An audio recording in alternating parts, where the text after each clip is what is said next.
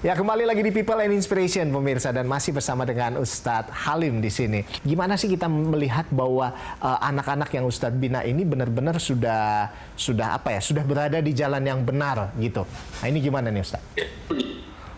Ketika anak jalanan, dia sudah menemukan jalan pulangnya, sudah mau ngaji, mau belajar, lalu berwirausaha, meninggalkan jalanan, tidak ngamen lagi, tidak mabuk lagi, itu adalah keberhasilan.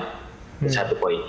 Kedua, juga bisa dilihat ketika misalnya yang saya rekrut itu kan saya masuk kolong jembatan, ke terminal, ke stasiun, ke pasar, merangkul mereka. Awalnya dihimpun, pernah di Gundang Dia, pernah di Tebet, pernah di Tanah Abang.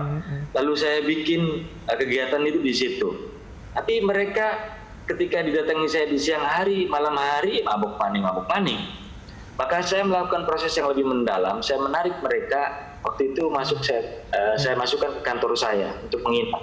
Saya siapkan makan dan tidur mereka. Saya siapkan pembekalan untuk belajar mereka. Hingga akhirnya sekarang definitif kita punya pondok pesantren tasawuf underground secara khusus untuk mereka, yang gratis untuk mereka.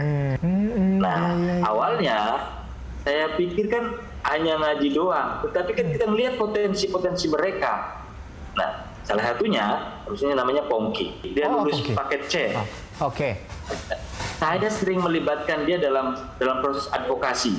Jadi saya sering melakukan advokasi kepada anak pengguna jalan yang terjerat Satpol PP atau persoalan hukum kriminal. Saya biasanya turun.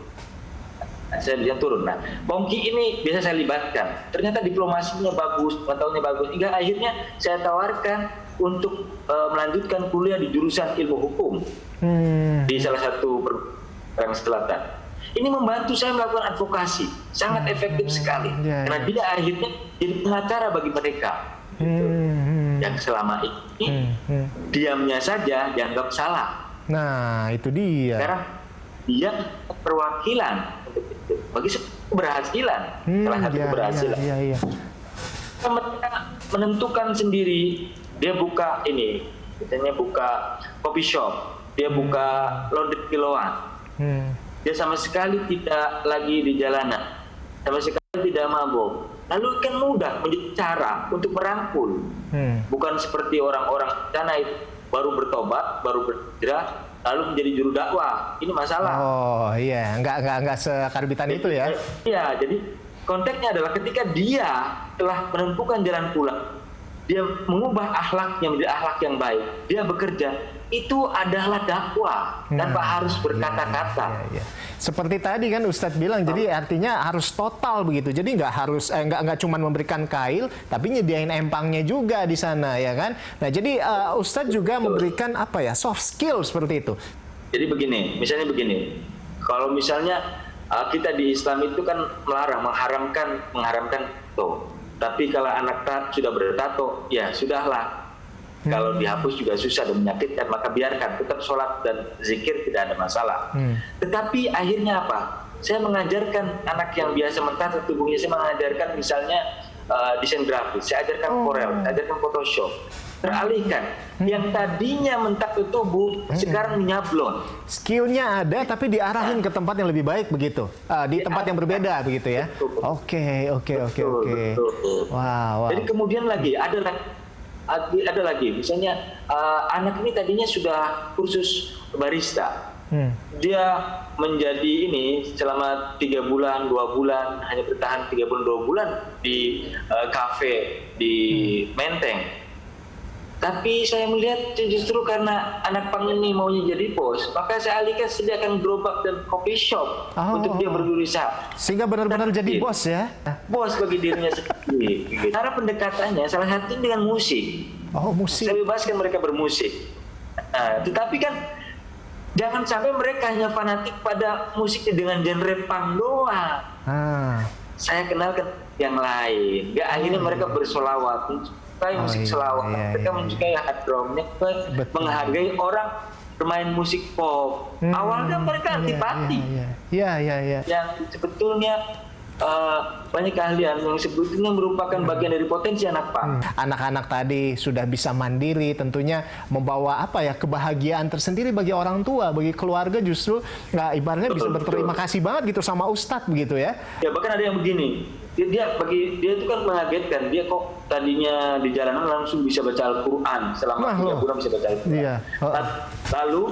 Lalu dia saya izinkan pulang ke rumah. Ternyata menjadi imam bagi bapak dan ibunya. Wah, Kan dahsyat. Saya pribadi ini sangat kagum dengan Ustadz. Terlebih yaitu dimulai dari niatan untuk menolong orang lain, niatan untuk melawan arus, sekalipun memang ini adalah cara yang paling benar seperti itu untuk membumikan agama seperti itu. Nah ini kan semuanya rata-rata sudah terjadi, sudah dijalani dan sudah ada tadi berapa? Udah 26 anak ponpes di sana. Terus belum lagi yang di luar. Nah ini apa mimpi kedepannya yang mungkin belum terwujud ini? Saya dengan yayasan dan kami namanya Bahjatun Nufus ini sedang membebaskan lahan di Rumpin Bogor untuk pondok tasawuf underground. Karena sudah ada 62 pendaftar dari anak pang dan anak jalanan seluruh Indonesia yang ingin bergabung di pondok kami.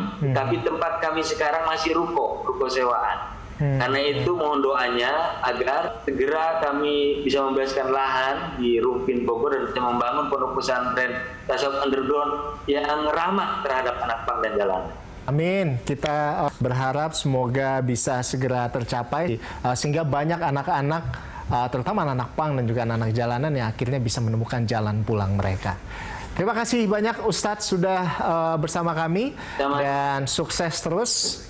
Ya pemirsa, demikian tadi obrolan kami bersama dengan Ustadz Halim Ambia. Nah ini luar biasa, saya lihat ini dimulai dari niatan dia untuk membawa agama lebih membumi dan tanpa melihat tampilan siapapun dia, yang dia tahu bahwa agama adalah milik semua manusia.